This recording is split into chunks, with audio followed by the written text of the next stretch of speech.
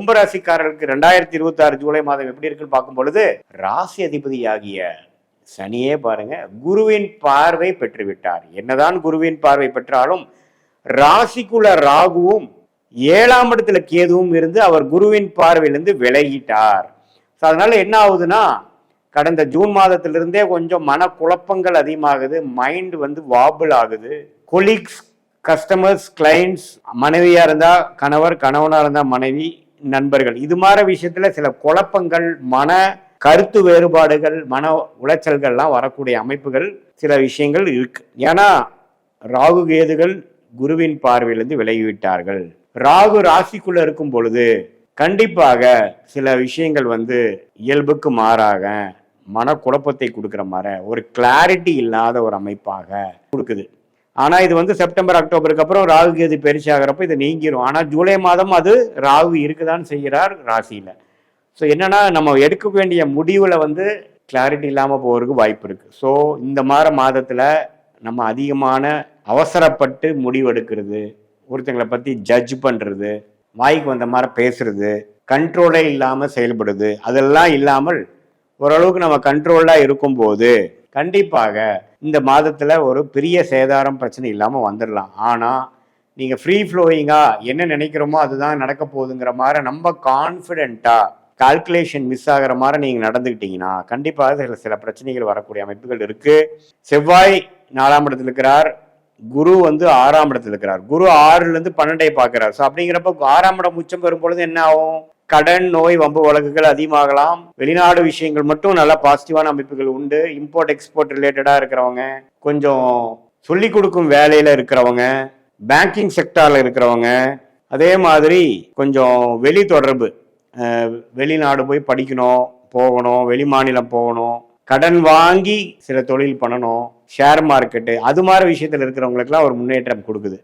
ஆனா மற்றவங்களுக்கு எல்லாமே சில கடன் உபாதைகள், வம்பு வழக்குகளை கொடுக்கக்கூடிய அமைப்புகளும் இருக்குதுங்கிறது நம்ம தெரிஞ்சுக்கணும். அதே சமயத்துல புதன் 5ஆம் இடத்துல ஆட்சி பலத்தோடு இருக்கிறது நல்ல விஷயம். மாணவர்களுக்கெல்லாம் நல்ல ஒரு பாசிட்டிவான விஷயம். படித்து காம்படிட்டிவ் எக்ஸாம்ஸ் கிளியர் பண்றது, ஃபைனல் எக்ஸாம்ஸ் நல்லா எழுதுறது, எல்லாமே அருமையான ஒரு அமைப்பு கொடுக்கக்கூடிய அமைப்பு இருக்கு. இதுல பாருங்க 7ஆம் வீட்டு அதிபதி சூரியனை 6ல போய் குருவோட சேர்ந்துட்டார். ஸோ அதனால மனைவியா இருந்தால் கணவன், கணவனாக இருந்தால் மனைவிக்கு நல்ல ஒரு பெனிஃபிட்ஸ் இருக்கு. அவங்களுக்கு சில விஷயங்கள் ஸ்டார்ட் ஆகி சில இதெல்லாம் பெனிஃபிட்ஸ் வரும். சுக்கிரன் 7ஆம் இடத்திலே இருக்கிறது நல்ல குடும்பத்துக்கு ஒரு நல்ல விஷயம்தான். கேதுவோட சேர்றார், காதல் வயப்படுவது, எதிர்பாலினத்தின் மேல கலப்பு திருமணம் நடக்கிறது, எதிர்பாலினத்தின் மேல ஒரு ஈடுபாடு வருவது, அதெல்லாம் வரக்கூடிய அமைப்புகள் உண்டு. மனசை கட்டுப்படுத்தக்கூடிய அமைப்பு தேவைப்படுது. ஏன்னா சுக்கிரன் ராகு கேதுகளோட சம்மந்தப்படுறார், செவ்வாயின் பார்வை பெறுகிறார். அப்படிங்கிறப்போ உணர்ச்சி வசப்பட்டு பெண்கள் கொஞ்சம் கேர்ஃபுல்லா இருக்கணும். நம்ம எந்த மாதிரி ஒரு நபரோட பழகிட்டு இருக்கோங்கிறது தெரியணும். நம்ம கவனமாக இருக்கக்கூடிய தருணம் தேவைப்படுது. இல்லை என்றால் இழக்கக்கூடாத விஷயத்தை இழக்கக்கூடிய அமைப்புகள், தவறாக போகுது, நம்ம போட்ட ஜட்ஜ்மெண்ட் தவறா போகக்கூடிய அமைப்புகள்லாம் உண்டு. ஸோ பொதுவாக கொஞ்சம் கேர்ஃபுல்லாக இருக்கக்கூடிய, எல்லா விஷயத்திலையும் 1க்கு 2 முறை யோசித்து செயல்படக்கூடிய ஒரு மாதமாக கும்பராசிக்காரர்களுக்கு 2026 ஜூலை மாதம் ராகு கேது இருக்கக்கூடிய நிலைமையும், சனி இருக்கக்கூடிய நிலைமையும், குரு இருக்கக்கூடிய நிலைமையும், புதன், செவ்வாய், சுக்கிரன், சூரியன் இருக்கக்கூடிய சஞ்சாரம், பெயர்ச்சி, கிரக அமைப்புகளை பொறுத்து கும்பராசிக்காரர்களுக்கு பொதுவாக சொல்ல போனோம்னா கொஞ்சம் கவனமாக இருக்க வேண்டிய ஒரு மாதமாகவும், இல்லற விஷயத்துல கொஞ்சம் வழிமாறி போகக்கூடிய அமைப்புகள், நட்பு காதலாக மாறும் பொழுது கொஞ்சம் கேர்ஃபுல்லாக இருக்கக்கூடிய அமைப்புகள்லாம் தேவைப்படுது. மற்றபடி எல்லாமே ஓரளவுக்கு பரவாயில்லை. இது பொதுவான ஆண்டு கிரகம் என்று சொல்லப்படுகிற சனி, ராகு, கேது, குரு வைத்து சொல்லுவதும், மாதம் மாதம் மாறக்கூடிய செவ்வாய், புதன், சுக்கிரன், சூரியனை வைத்து நாம ஒரு பொதுவான ஒரு அமைப்பாக சொல்றோம். ஆனா துல்லியமாக நம்ம பார்க்கணும்னா நீங்க பிறந்த தேதி, பிறந்த நேரம், பிறந்த உரை வைத்து வரக்கூடிய உங்களுடைய திருக்கணித பஞ்சாங்கம் பிரகாரம் உங்க ஜாதகத்தை போட்டு நம்ம அப்பாயின்மெண்ட்ல நம்மளுடைய பாஸ்ட் லைஃப் உங்களுக்கு எப்படி இருந்ததுங்கிறத சிங்க் பண்ணி, அதே மாதிரி இப்போ இமீடியட் பாஸ்ட் எப்படி இருந்தது, இப்போ ப்ரெசென்ட் என்ன வாழ்க்கையில நடந்து கொண்டு இருக்கிறது, அடுத்த வரக்கூடிய ஷார்ட் டேர்ம் எப்படி இருக்கு, அடுத்த வரக்கூடிய லாங் டேர்ம் எப்படி இருக்குதுங்கிறதெல்லாம் சயின்டிபிக் வேதிக் அஸ்ட்ராலஜி முறையில் நீங்க எந்த லக்னத்துல பிறந்தீங்க, ஒரு கிரகம் என்னென்ன டிகிரியில் இருக்குதுங்கிறதை துல்லியமாக கணிச்சு, எந்த லக்னாதிபதி எப்படி இருக்கிறார், இப்ப நடக்கக்கூடிய தசைகள் அந்த லக்னத்துக்கு யோகரா இருக்காரா, எது மாதிரி ஆதிபத்தியத்தை கொடுக்கிற மாதிரி ஒரு அமைப்பா போயிட்டு இருக்கு, எந்த நட்சத்திரத்துல பிறந்தீங்க, அந்த கிரக அமைப்புகள் எப்படி உங்க ஜாதகத்துல இருக்கு, ஸ்தானபலம் திக்பலம் எப்படி இருக்கு, எந்த கிரகம் யோகமான அமைப்புல இருக்கு, எந்த கிரகத்துல இருக்கக்கூடிய துறையில நீங்க போனீங்கன்னா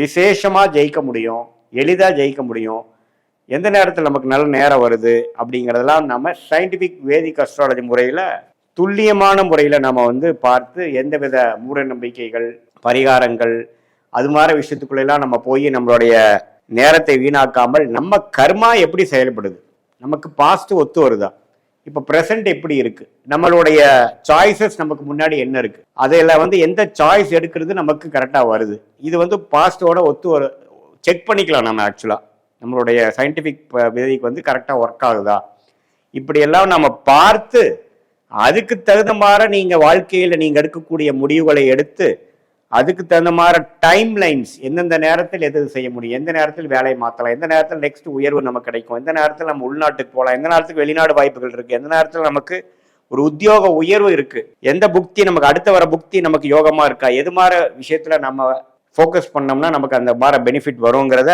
வயது வித்தியாசம் இல்லாமல் மாணவர்களா இருந்தாலும் சரி, இளம் வயதினராக இருந்தாலும் சரி, இல்லத்தரசிகளா இருந்தாலும் சரி, நடுத்தர வயதில் இருக்கக்கூடிய உத்தியோகஸ்தரோ அல்லது தொழிலதிபர்களோ பெரும் முதலீட்டாளர்களாக இருந்தாலும் சீனியர் சிட்டிசனாக இருந்தாலும் அவங்களோட வாழ்க்கையில் வரக்கூடிய அன்றாட வாழ்க்கையில் நடக்கக்கூடிய முடிவுகளை முக்கியமான முடிவுகளை எந்த தருணத்தில் நம்ம எடுக்கலாம், அது வச்சு நம்மளுடைய வாழ்க்கையில் இன்னைக்கு செய்யக்கூடிய வேலைகளை அதுக்கு தகுந்த மாதிரி நம்ம அலைன் பண்ணிட்டோம்னா தேவையற்ற பண விரயங்கள் தேவையற்ற செயல் விரயங்கள் சமய விரயங்கள்லாம் தவிர்த்து நம்மளுடைய கர்மாவை நம்மளுடைய தெரிந்து கொண்டு அதுக்கு தகுந்த மாதிரி வாழ்க்கையில நம்மளுடைய அன்றாட வாழ்க்கை பர்சனல் லைஃபா இருந்தாலும் சரி ப்ரொஃபஷனல் லைஃபா இருந்தாலும் சரி அதுக்கு தகுந்த மாதிரி நம்ம அலைன் பண்ணிட்டு வாழ்க்கையில திட்டமிட்டு நம்ம செயல்படும் பொழுது நிறைய நம்ம மிஸ்டேக்ஸ் பண்றோம், தேவையற்ற விஷயங்களை பண்ணி மாட்டிக்கிறோம்.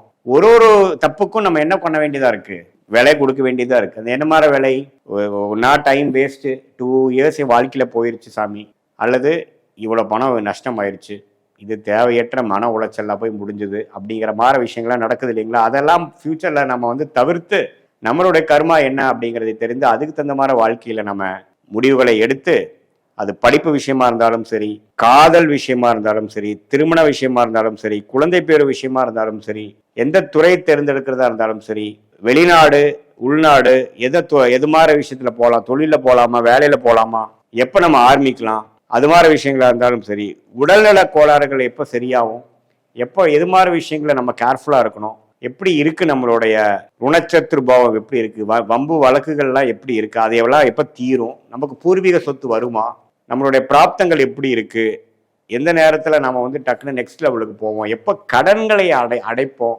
அப்படிங்கிற மாதிரி ஒரு வயதினருக்கும் தகுந்த வாழ்க்கையில் இருக்கக்கூடிய சேலஞ்சஸ், முடிவெடுக்க முடியாத தருணங்கள், எந்தெந்த மாதிரி நேரத்தில் எது பண்றது நல்லது, நம்மளுடைய தசா புக்தி அந்தர சூக்ஷ்மத்தை எப்படி பார்க்குறோம். தசைங்கிறது வருட கணக்கில், புக்திங்கிறது 3 வருடம் 2 வருடம் அப்படிங்கிற மாதிரி, புக்தி அந்தரங்கிறது 4 மாதம் 6 மாதங்கிற மாதிரி, சூக்ஷ்மங்கிறது வாரக்கணக்கில்.